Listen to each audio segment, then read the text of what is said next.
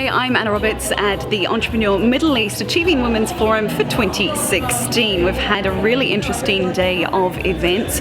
I started off by talking to Fida Chabaan, the editor-in-chief of Entrepreneur Middle East magazine, about what they're really trying to focus on with this methodology of business event. To begin with, when we curate our speakers list, as you know, because you graced our stage last year, we actually look for speakers who have actionable advice to offer.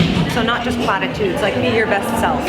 Yes, you can go on the internet and find out that you can be your best self, but we bring in people who have specific areas of expertise, and we do put them on the spot, but it creates a sort of open dialogue with our audience that removes that audience barrier, actually. So they're talking to us through social media, we're talking back from the stage, and that way our entrepreneurs and people from the SMEs and the corporates go home with something that they can actually put into action.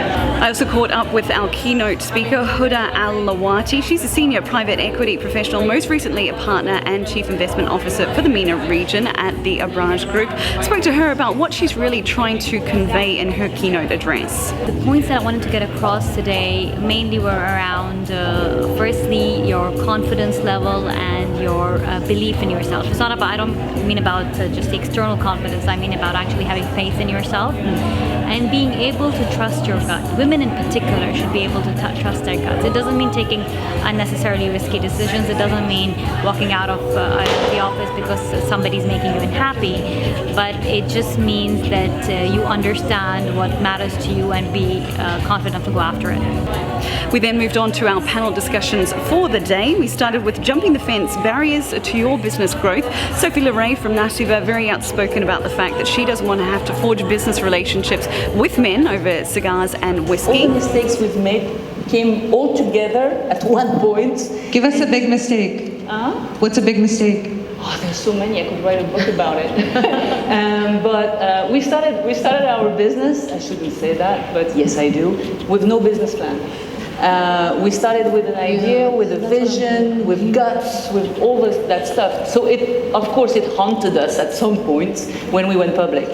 We then moved on to our fireside chat with Her Excellency Dr. Aisha bin Bashir of the Smart Dubai office, speaking about the need for Emirati entrepreneurs, especially females, to branch out from just creating abaya or cupcake shops.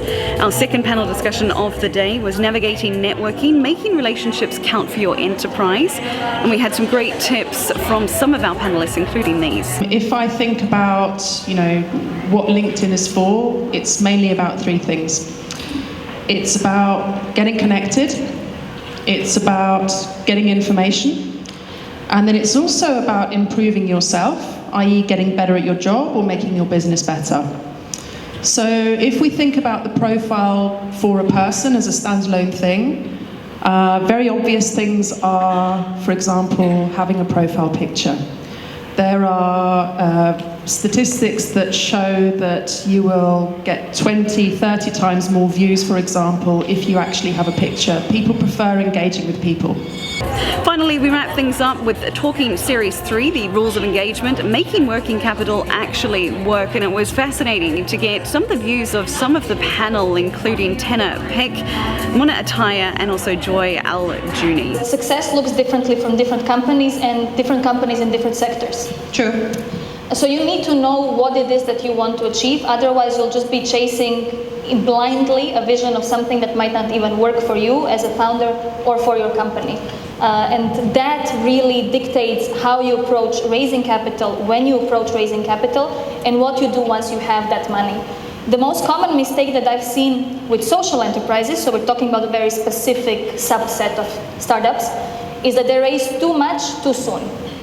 That wraps things up. I'm Anna Roberts at the Achieving Women's Forum 2016 for Entrepreneur Middle East magazine. For more, check out Twitter or Instagram at I'm Anna Roberts.